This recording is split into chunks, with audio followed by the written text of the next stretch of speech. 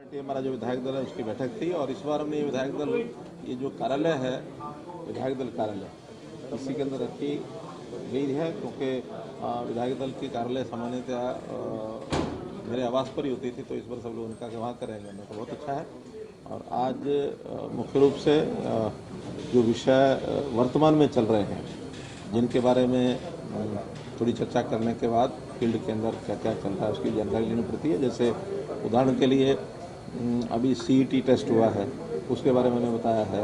उदाहरण के लिए जैसे कुछ समस्याएं धरने प्रदर्शन चल रहे हैं, जैसे खास करके MBBS का जो एक विषय है उसको हमने क्लियर किया है कि क्या उसके पीछे की भावना और क्या कुल मिलाकर के वो उसका बॉन्ड है, उस बॉन्ड के पीछे की थोड़ी क्या है। फिर कुछ सड़कों के विवाद, जैसे जगह जगह पर 2-3 जगह धरने आए हैं नेशनल हाईवे के अप्रोच को लेकर, एक जींद में चल रहा है, एक इसी प्रकार का हथीन में है, तो ऐसे अप्रोच वो भी हमने नितिन गडकरी जी से बात की हुई है। इनकी सारी चीज़ें लेकर के उन तक पहुँचाएँगे ताकि अप्रोच जो है नेशनल हाईवेज़ के ऊपर ये बन जाए। आयुष्मान भारत का बड़ा प्रोजेक्ट वो हम लेने जा रहे हैं। 21 तारीख को उसका प्रारंभ कर रहे हैं कि अभी तक 1,20,000 रुपये की जिनकी इनकम थी केंद्र सरकार की ओर से, उन्हीं को आयुष्मान भारत का लाभ मिलता है सारे देश भर में जैसा है। हमने उसमें अपनी ओर से इस राशि को 1,80,000 रुपये करवाया है, जो हमारा परिवार पहचान पत्र के हिसाब से BPL की लिमिट है। इसके अंदर और एक लगभग 12 लाख परिवार और जुड़े हैं। इन सब परिवारों का जो खर्च है वो हरियाणा सरकार देगी। केंद्र सरकार की ओर से जो पहले 15 लाख 15.5 लाख की लिमिट है वो रहेगी। अब 27 लाख परिवार ऐसे हो जाएंगे जिनको ये लाभ मिलेगा और इसकी शुरुआत हम करेंगे 21 नवंबर को। साथ ही एक नागरिक जो स्वास्थ्य सर्वेक्षण में जो मेडिकल टेस्ट है सबके, उस प्रकार की योजना भी 29 नवंबर से शुरू कर रहे हैं कि हर किसी नागरिक के जो स्वास्थ्य की जांच के प्रारंभिक टेस्ट होते हैं वो सब किए जाएंगे और उनको एक डिजिटल फॉर्म में रखा जाएगा ताकि कहीं भी शारीरिक दृष्टि से उसका कोई डॉक्टर है या कहीं उसका चेकअप होना या उसको कोई इलाज के लेके जाना, उसको वो देख सकें। वर्ष में एक बार सबका ये टेस्ट हुआ करेगा। अभी वो भी हमने BPL के लोगों का रखा है। दूसरे चरण में सभी विद्यार्थी जो बाकी बच जाएंगे उनका भी कराएंगे। तीसरे चरण में बाकी जो नागरिक हैं उनका भी सबका कराएंगे। हमारी कोशिश रहेगी कि 100% आबादी यानी उसका ये टेस्ट जो है ये एक बार हो। इसके लिए इंफ्रास्ट्रक्चर क्या क्या लगेगा उसका हेल्थ डिपार्टमेंट बैठ के विचार कर रहा है और प्रारंभ इसका अपने जो राष्ट्रपति महोदय हैं 29 नवंबर को कुरुक्षेत्र में इसका प्रारंभ करेंगे। इस प्रकार की कुछ योजनाएं सारी हैं जिसके हमने चर्चा की। ये जो अभी हमने इसमें जो रखा है 1,80,000 से निचले वाले परिवार सारे उनका स्वास्थ्य सुरक्षित होगा, तो ये जो 3 चरण बताए हैं स्टूडेंट्स का और बाद में, ये क्या इसी साल में या अगले 2-3 ये प्रारंभ हो जाएगा। फिर हमारी जितनी भी कैपेसिटी है, क्षमता है, उसके हिसाब से लगातार चलेगा।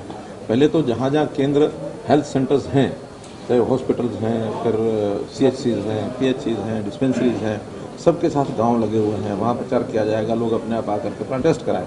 फिर एक सैचुरेशन पॉइंट के बाद हमारे पास जो व्हीकल्स हैं उन व्हीकल्स के माध्यम से जो लोग रह जाएंगे, क्योंकि डिजिटली ये सारा रिकॉर्ड रखा जाएगा, जो परिवार में व्यक्ति रह गए उन व्यक्तियों का उनके घर पर जा करके भी उनका टेस्ट लेंगे या सैंपल, मानो ब्लड सैंपल से ही काम चलता तो ब्लड सैंपल लेकर के आके उसका एनालिसिस किया जाएगा, उसमें टेस्ट किया जाएगा। सर, जो MBBS के छात्रों के लिए आपने बात बताई है, जो धरने प्रदर्शन चल रहे हैं बॉन्ड को लेकर के, आपने यहाँ भी चर्चा की है, अनौपचारिक कैबिनेट में भी हुई थी। असलियत में क्या सरकार सोच रही है इसमें निवारण को लेकर के और किस तरीके की मांग क्या? निवारण बिल्कुल साफ है। इसमें किसी तो विद्यार्थी को कोई पैसा नहीं देना, किसी उनके माँ बाप को, परिवार को नहीं देना, किसी गरीब व्यक्ति को नहीं देना, किसी सरकार में जब तक नौकरी वो कर रहे हैं तब तक उनको नहीं देना। केवल वो प्राइवेट नौकरी में यदि सरकारी नौकरी की बजाय वो जाते हैं, और प्राइवेट नौकरी भी जिसमें सरकारी नौकरी से जो उसको पैसा मिलता है उससे ज़्यादा उनको मिलता है, उस केस में मंथली इंस्टॉलमेंट देनी पड़ेगी। प्रारंभ में चले जाएंगे तो 7 साल, बीच में चले जाएंगे तो 7 साल में बचा हुआ जो पीरियड है वो देना पड़ेगा। इसके अलावा सभी विद्यार्थियों का जो फीस का ये पैसा जो बॉन्ड भरवाया जाएगा ये सरकार पे करेगी। सरकार भी बैंक से चाहेगी तो उनका लेगी। अगर मानो वो सरकारी नौकरी करते रहते हैं तो केवल बॉन्ड रखा हुआ है, उसका उपयोग भी नहीं करेंगे। लेकिन अगर हम उपयोग करते हैं तो जब तक वो सरकारी नौकरी कर रहे हैं तब तक सरकार उसकी पेमेंट करेगी, और जिस दिन वो छोड़ के प्राइवेट नौकरी में जाएंगे उस दिन उसकी किस्त उसको देनी है। परिवार को नहीं देनी, किसी गरीब को नहीं देनी। और जब डॉक्टर कोई अच्छी प्राइवेट सैलरी में जाता तो सरकार से लगभग डबल पर जाता है। तो उस नाते से हम ये चाहते हैं कि ये लोग सेवा करने के भाव से सरकार की नौकरी 7 साल करें, उसके बाद कहीं जाएं। सेवा भाव ये सरकार जैसे वेलफेयर की स्कीम चलाती है वैसा डॉक्टर भी रहना चाहिए कि 7 साल उन्होंने सरकारी करें। 7 साल के बाद सर कुछ नहीं देना होगा, मतलब अगर 7 साल सरकार के स्वास्थ्य विभाग में नौकरी करता तो कुछ नहीं देना पड़ेगा। कुछ इस अवधि को सर कम करने को लेकर के कोई विचार है कि कम किया 4 साल करें या 3 साल को? देखिए, वो जितना कम करेंगे उतना उसकी किस्त बढ़ जाएगी। 7 साल एक से रखा है तो इतनी नॉमिनल किस्त उनको बने जिसको वो आसानी से दे सकें। अगर कोई एक साथ पैसे जमा करा के जाना चाहता है तो पहले से नहीं जा सकता है, कोई दिक्कत नहीं। तो इसमें जो विधायकों को बैंक से भी लेने की जरूरत नहीं। विधायकों हमने कहा क्या, विधायक करेंगे क्या इसमें? कुछ नहीं, केवल जानकारी। सर छात्रों का ये मानना है आखिर हमारे सारे लोगों को अपडेट भी रहना चाहिए, जानकारियां रहनी चाहिए, ताकि फील्ड में जाने के बाद कोई कंफ्यूजन ना हो। तो स्थिति सब कुछ। सर इसमें कोई रियायत? क्योंकि छात्रों का ये मानना है कि कर्ज लेकर के MBBS का कोर्स अपने आप में बहुत महंगा होता है। हमने कर्ज नहीं लेना, नहीं, जब वो पढ़ाई कर रहे होते हैं सर, कोई कर्ज नहीं लेना उन्होंने। आज तो अगर वो प्राइवेट कॉलेज में जाते हैं तो उनको 1 करोड़ रुपए देना पड़ता है। सरकारी स्कूल में जो फीस पहले से चल रही है वही देनी है, किसी को कर्ज नहीं लेना है। और वो भी कर्ज भी अगर उठाएगी तो उनके नाम से सरकार उठाएगी, अगर उठाना है तो उनको पे नहीं करना है। पे सरकार करती रहेगी जब तक सरकार की नौकरी वो करेंगे। और जिस दिन वो छोड़ के जाएंगे उस दिन वो विद्यार्थी नहीं होंगे, उस दिन वो MBBS नहीं कर रहे होंगे, उस दिन वो अच्छे भले खासी तनख्वाह लेने वाले डॉक्टर हो चुके होंगे। कर्ज दिलाने में भी सरकार जो है मदद करेगी सर? वो तो आज जो बॉन्ड होगा तो बॉन्ड होगा, बैंक दे देगा। उस बॉन्ड को एनकैश करना कि नहीं करना ये सरकार उनकी नौकरी या उनकी जब MBBS पूरी हो जाएगी उसके बाद निर्णय करेंगे। अगर लगता है सरकारी नौकरी आदमी कर रहा है तो कोई सरकार को लेने की जरूरत भी नहीं है। हाँ, हमें अगर फाइनेंस की जरूरत पड़ेगी, क्योंकि आज अब हर जिले में मेडिकल कॉलेज खुले हैं, सरकारी मेडिकल कॉलेज भी उसमें 16, 17, 18 हो जाएंगे। और हर मेडिकल कॉलेज का 300 करोड़ से 400 करोड़ रुपए का साल का खर्च होता है। तो ये खर्च भी लगातार बढ़ रहा है।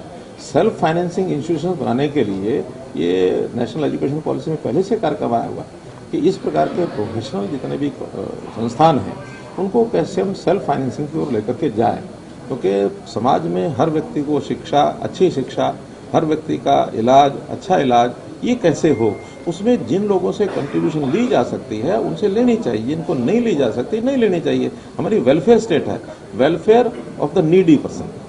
अब हर किसी का वेलफेयर सोचना ठीक नहीं। समझ क्यों नहीं पा रहे, मतलब ये चीज जो है वो तो उकसा क्यों है, नहीं समझ? कुछ लोग उकसा है। सभी विधायकों भारत वाला जो विषय है बुकलेट दी गई 8 साल की काम वो तो आप लोगों को जो दी गई थी वही आयुष्मान काम नहीं करता नहीं कुछ ऐसी नहीं, वो तो जो आप लोगों को एक जानकारी के लिए सरकार की जो उपलब्धियां हैं वो उनको भी बता रहे हैं, जैसे आपको दी ऐसे उनको दी है। ये तो हर किसी को जो